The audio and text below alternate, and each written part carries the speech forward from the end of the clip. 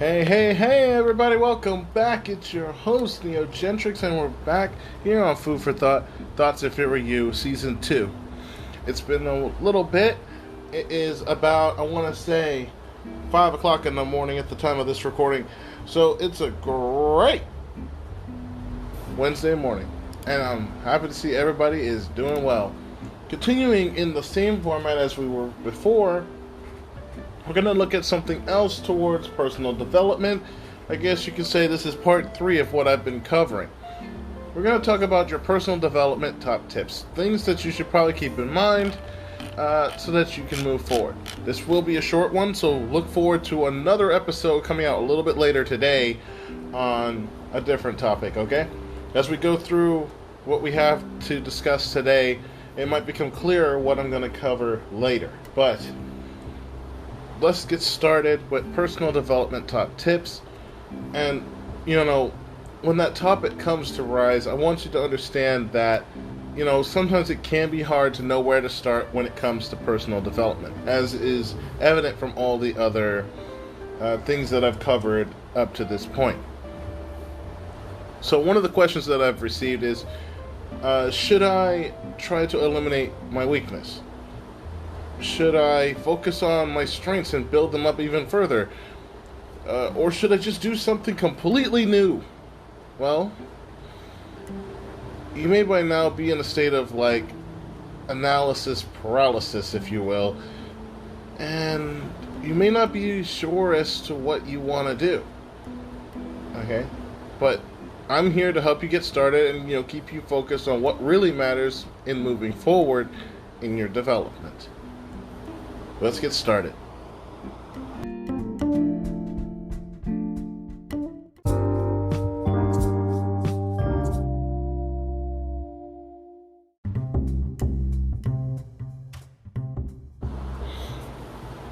Alright, everybody.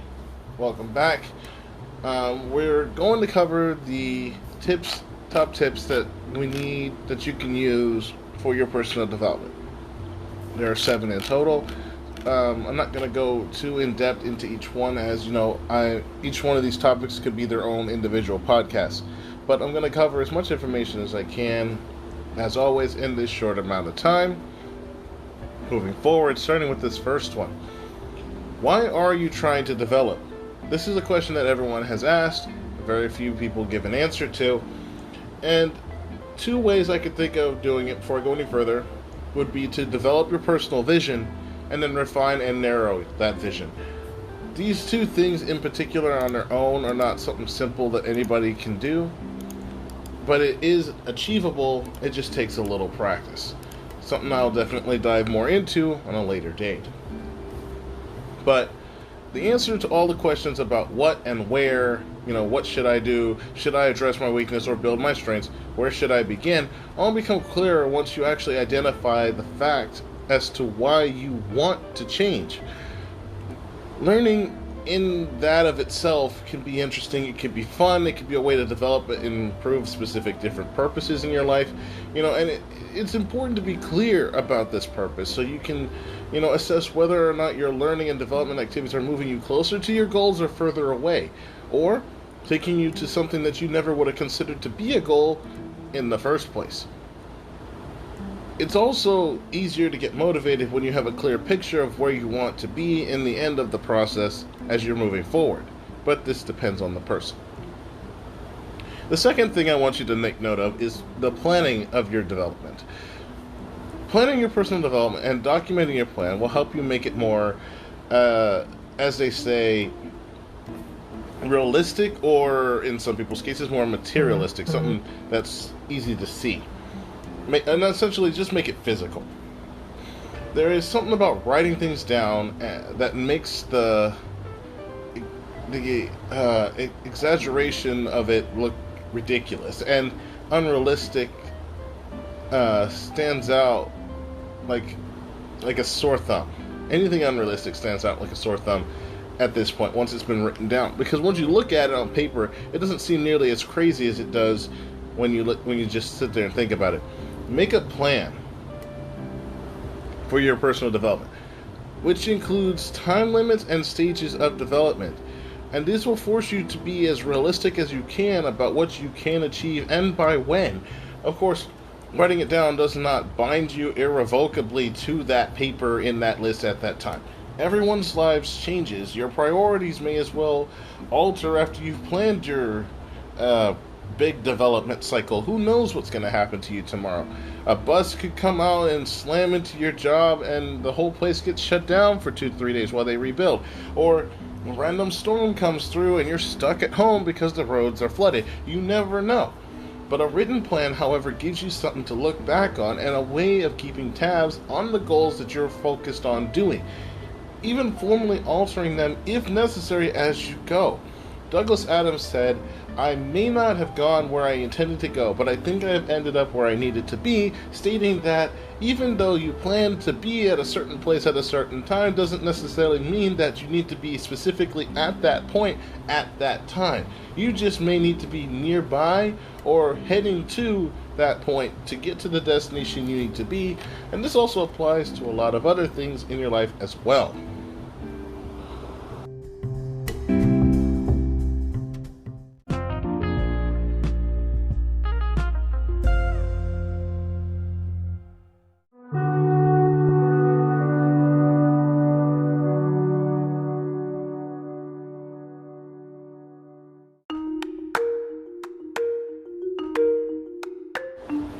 Okay, so we understand that why you're trying to develop, and we understand the whole planning your development and why those are important.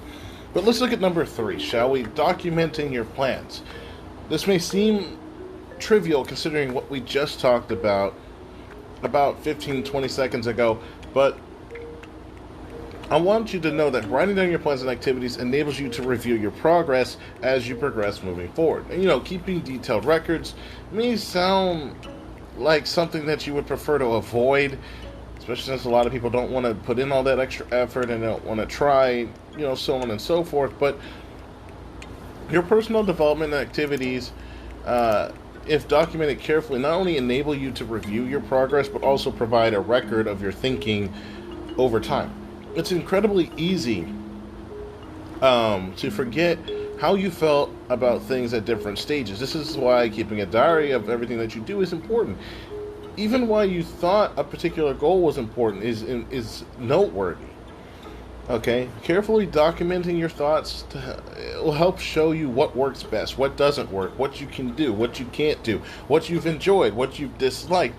Quite possibly point to you more suitable activities and areas for development. For example, for me, trying to write a book, I've never done this before. I didn't know where to start, I didn't know what to use, I didn't know what programs were allowed, what fonts, what systems, what things, and then I found out that by a little bit of trial and error and doing a lot of research and writing down everything that I tried, things that I knew worked, things I knew it didn't work, I found ways to around most of everything, and I self-published my books. Mind you, in the process of doing this, I didn't expect anyone to read it, I didn't expect anyone to see it, okay? But I did it because I enjoyed it and I wanted to move forward and I wanted to become an author. I am one now. I may not be popular, but I'm doing it. But the thing is, I kept documenting everything I did. I documented what worked. I documented what didn't work. And I'm still making progress, even if it's not a lot at the moment. Which brings me to the 4th point. You need to make sure you know what works for you. Okay? It's important to find out what personal developments works best in your field or area that you're aiming for, or whatever type of personal improvement goal you have that you're aiming towards. There's an enormous range of development activities available to everybody, from formal training sessions through online training to experimental learning, reading, discussing other ideas and topics with other peoples. And as with anything, it's important to find out what works best for you, as in, what do you enjoy the most? Also, what helps you learn and develop quickly and effectively? What keeps your mind motivated, stimulated, and focused on the set topic? One of the things I've covered in the past is your personal SWOT analysis, and this helps you decide on what you need to do and what works for you as in a productive sense, okay? You can also find out more of these techniques by checking out some of my other videos and podcast episodes that I've made before on that specific topic on recording stuff, okay? But my point is, by documenting your experiences and including feedback from other people about your progress, you can also assess the relative effectiveness of different learning techniques that you need. Which brings me to number 5, focus. Focus, focus, focus, focus, focus. I don't think I can say that enough. What is really important in your personal development is the question at this point that should be asked.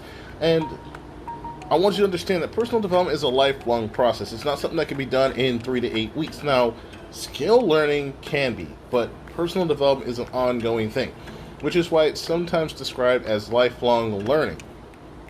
Okay?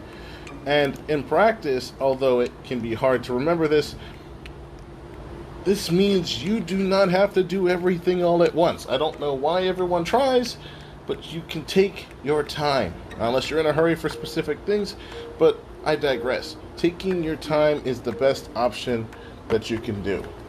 Okay? Now, with that being said, if I can get this working, your personal vision to identify what really matters now is what you have to do first to achieve your vision. And you need to concentrate on that. Only once you've achieved that, or at least made reasonable progress, should you move on. Butterfly style, if you know what I mean. Personal development fitting from subject to subject, and that may keep you interested, but will probably be less satisfying and or effective in the long term. Okay?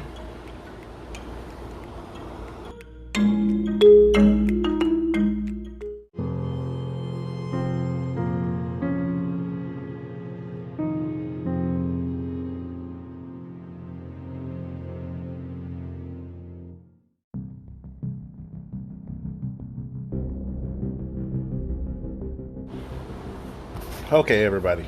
It's about time we wrap this up with the top tips. So we've covered the next 3, which is documenting your plan, finding out what works for you, and focusing. So what else could there possibly be? The 6th thing is to grasp any new opportunities. Don't be afraid to take an opportunity that you had not considered before. Just because it's not something that you thought of or would have considered working before doesn't mean that it's not a possible solution, or may help you get closer to your desired goal. Okay? Not everything in life or personal development is predictable. This is the first thing you have to keep in mind. Sometimes you may be offered an amazing opportunity to do something that doesn't fit your immediate priorities, but which sounds too good to miss. It is worth considering. I mean, whether taking this opportunity will slow down your progress towards your ultimate goal, and if so, whether that even matters or not in the long run. In some cases, if it does slow you down, is the skill at least worth having? It's not worth turning down something simply because you've never thought of doing it, or therefore it doesn't feature in your life plans. Sometimes taking a little short, step to the side to take a break from your life development plans and whatnot might be the kind of break you need to help you move forward faster. Ultimately, being offered this kind of opportunity probably helps you define your goals better in some cases. I mean, if it sounds very exciting and you really want to do it, then just do it. If it changes your goal and vision, so be it, as long as it helps you grow and move forward.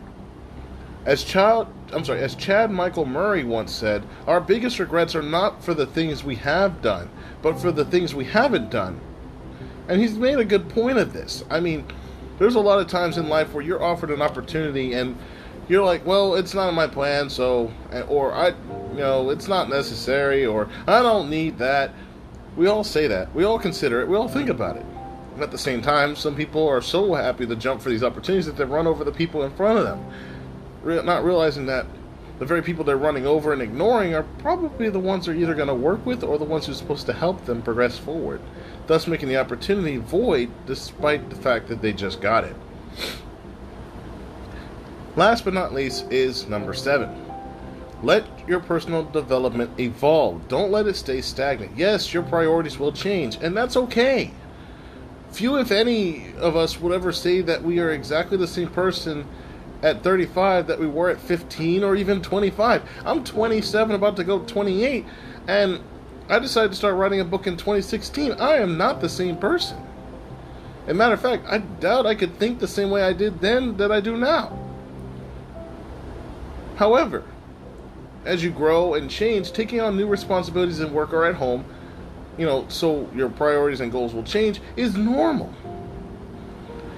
The key is to recognize that this is fine. It's okay. What matters is to ensure that your personal development activities continue to take you where you want to go. Regularly review and revise your personal development activities. Then plans and anything you do will ensure from that point forward that they continue to change with your priorities and remain relevant as you grow. Okay? With that being said, it's been a pleasure. I really enjoy doing these podcasts with you guys, and I thank you guys for sticking around with me. If you like what you see here, feel free to check out some of my other podcasts, or support me on Patreon or on anchors.fm/Neo Gentrics on the website, or buy one of my books on Amazon. Go ahead and read one of those and see if the same person who you're listening to now could possibly be the same person who wrote those books, and let me know if what I've done then still matches the me now. This has been Food for Thought, Thoughts If It Were You, and I'm your host, Neo Gentrics. Enjoy the rest of your day.